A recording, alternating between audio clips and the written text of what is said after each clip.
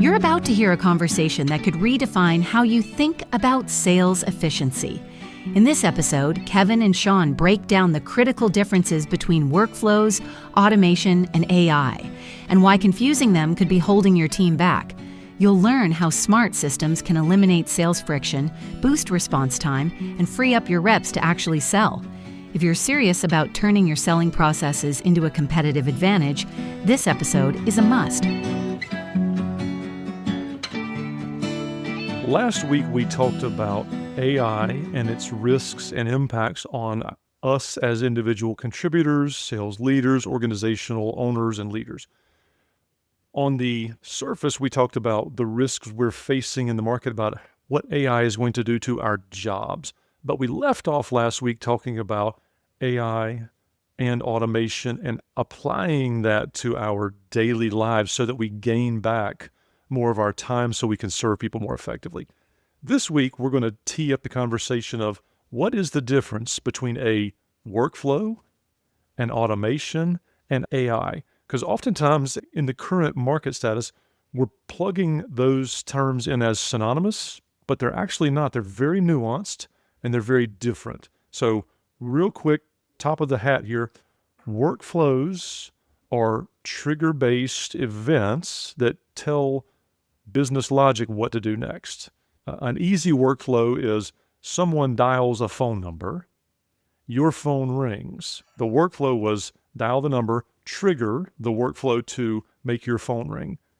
Since we're habit-based people in this age, if you're a Gen Xer like me, you look at the phone and you analyze whether or not you know the number or might know the number, then you pick it up. That's our response to it. We're still workflow here. If you're beyond Gen X, you're probably looking to see if you know the number or not. If you don't know the number, you're putting it right to voicemail. That's your workflow. But the difference between a workflow and automation is automatically things happening in the background. The workflow to make things happen is different from the automation that happens in the background. Automations are things that happen automatically without human intervention. Sean, you've talked about things in our past with ERP systems. So when we have workflows that happen automatically at the end of the month, think a month-end closeout for accounting.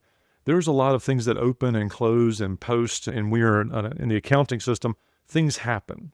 When you pass a date in your CRM or close date, you should be getting automatically event-based notations that says, hey, this deal is overdue, this deal is past due. These kinds of automations are business logic that trigger workflows when events take place. They're waiting on events to happen. So workflow is the what happens. The automation is recognizing when a workflow should happen, right? They're triggered, the actual triggers. So those two things are wildly different from AI. AI is the artificial intelligence that is pulling some of that information together and creating some insights based on workflows and automations.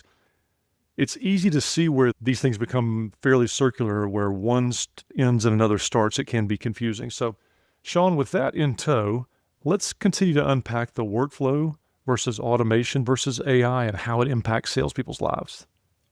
Thank you for that lead in. This is going to be fun. I'm literally looking for this conversation. When I think of workflows, I'm going to give you some more examples so you make sure that everybody's still on the same page. Kevin gave some great ones, but I just want to dig it in. So when you sign up a new client, and let's just pretend that there's things that have to accompany whatever you ship. You may, if you're a SaaS tool, then there's some help information that maybe you want to send, some license information that you want to send. If you're shipping metal, then maybe you're sending out, this is the bill of lading that we're sending you. This is the trucking organization we're using. This is the tracking number that we're using, those types of things. So everything that salespeople do, in addition to the product that we sell, other information goes to the customer. That traditionally has been a workflow, right? So somebody sat down and said, we just shipped, so I have to send this email and that email. And that's a workflow. And that's fantastic that you have that written out and understood, because you don't want to wing it. So workflows, a lot of times in the company level, not so much the sales level, In the company level are standard operating procedures. When we ship, we do this. It's written in a book. This is how we do it, blah, blah, blah. And that's a workflow. Now, an automation might be, let's automatically do that from now on. We just shipped. Somebody typed in the number in the shipping department that we shipped a load of steel, and we just shipped it to customer X, and that checked that box in the ERP system that it just shipped.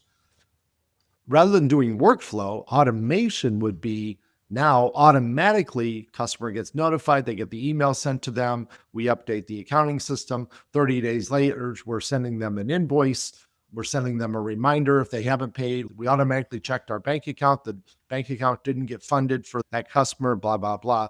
Traditionally, we're workflows, and now they could be automations with maybe some workflows combined in the middle for things that are just too hard to automate.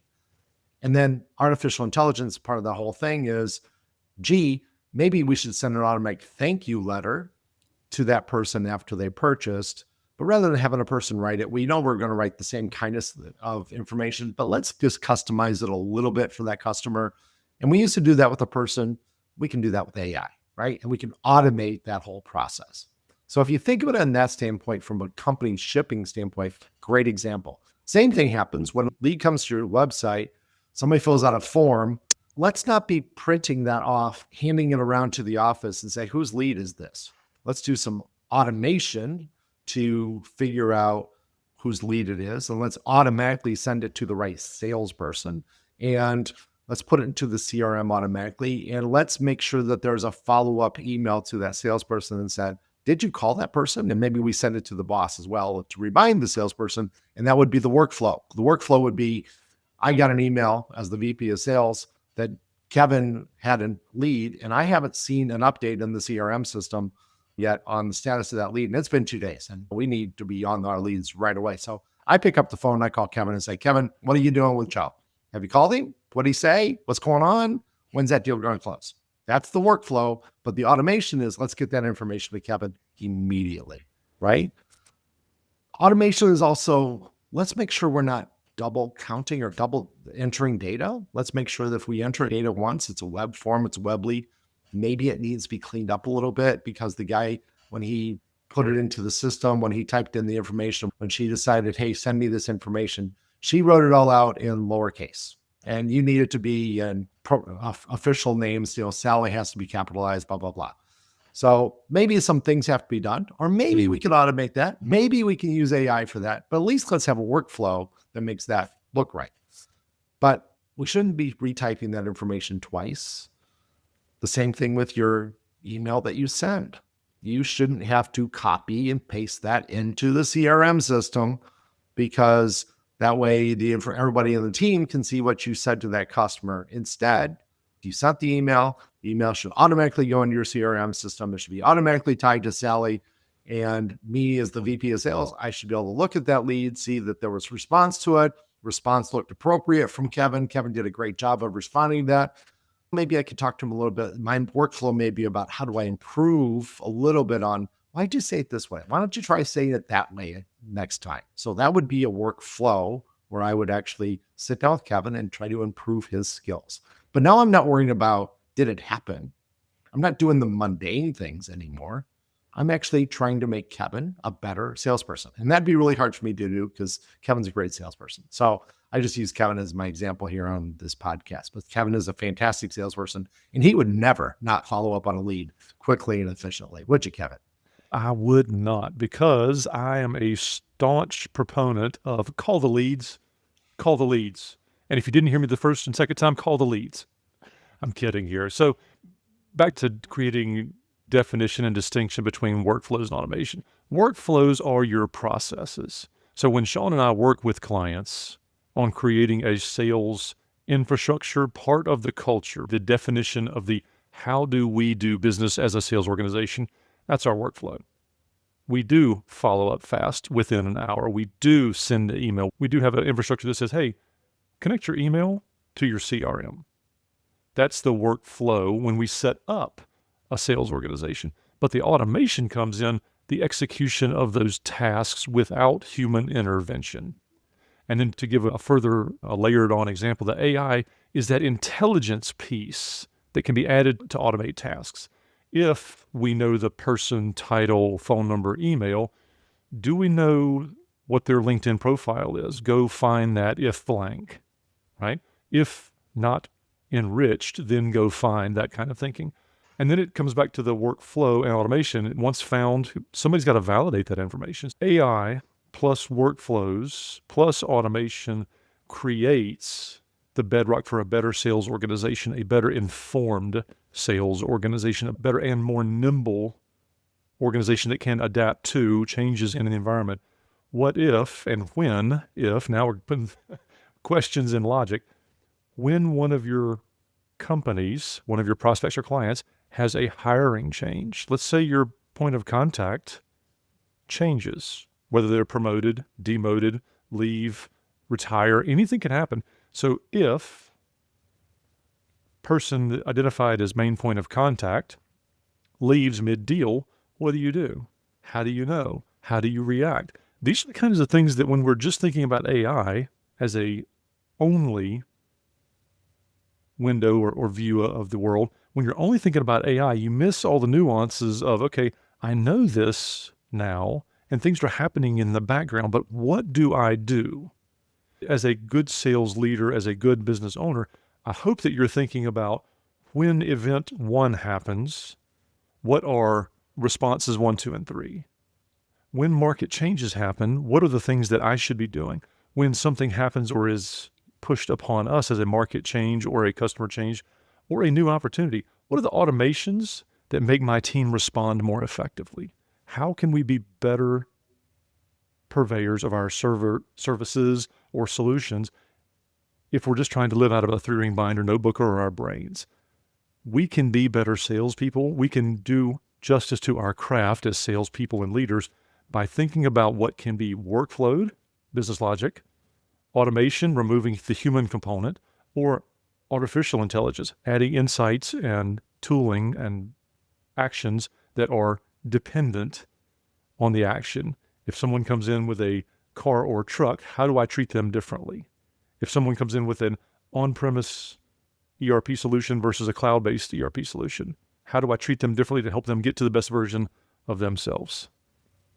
I think this is a great conversation. I'm going to finish it out with a little bit of a challenge. So most of your CRMs, if you are listening to this today, can't do this. Some can. I'm not going to vouch for a product or degrade a product here on this podcast. That's not the goal. If you want to talk to Kevin or I about how to accomplish what I'm going to talk to you about, reach out to us. Our information is in the show notes. You can also join us on a conversation in the B2B Sales Lab, which is a peer review community where salespeople help salespeople. We're pretty active in that. It's called b2bsaleslab.com. Kevin and I post on that on a regular basis. We talk to people in that group on a regular basis. So maybe if you join that community, you can ask these questions as well. But I'm going to challenge you. Does your CRM say, if I put a person into my CRM, let's just say I put Sally, the VP of manufacturing in XYZ company, into my CRM system, does my CRM say, gee, you just said you had the manufacturing and the VP of manufacturing. Did you know there's a VP of engineering as well? Did you know that there are 3 directors of manufacturing? Did you know that potentially she reports to the VP of operation and this is his name? Does your CRM do that for you? Do you want to know these other people as well? Would that be valuable for your sales? And would that be a valuable thing for you to grow your influence with your customer, your client, or your prospect? I want you to think about that because that's what we're getting to, where the automation and the workflows combined with the AI allow your CRM to make suggestions back to you to say, wow, there's 7 other people that I found in my research about that company you just created in the CRM system. Do you think maybe you should be reaching out to these 7 people as well because they relate to the person that you just typed in? Now, most CRMs don't do that, but some technologies around a CRM can make that happen. So let's talk about that in the B2B Sales Lab. Maybe we'll do a podcast about that in the future. Thank you very much. Have a great day. Come back next Tuesday. But until then, happy selling. We hope you enjoyed this episode of Two Tall Guys Talking Sales. If you want to know more about how to improve your sales acumen, if you want to improve your sales performance, if you just want to be better, and if you think you can help others, then consider joining our peer community where we have salespeople, sales leaders, sales managers in a group, helping each other, solving problems, helping each other get more deals, helping each other be more successful in their careers. If you're interested in that, consider taking advantage of our private peer community. Go to b2b-sales-lab.com. Once again, b-sales-lab.com. Look forward to talking to you, and as always, happy selling. What a powerful episode. If you've ever wondered how to build a more responsive, scalable sales engine, Kevin and Sean just gave you a masterclass, especially when they explored how AI can enrich CRM data to suggest new contacts and expand your reach within target accounts. That level of proactive insight used to take hours of research, but with the right tech stack and logic in place, it can now happen automatically, giving your sales team a strategic edge. And don't miss the actionable advice they shared. Audit your lead handling process today. Not next quarter, today.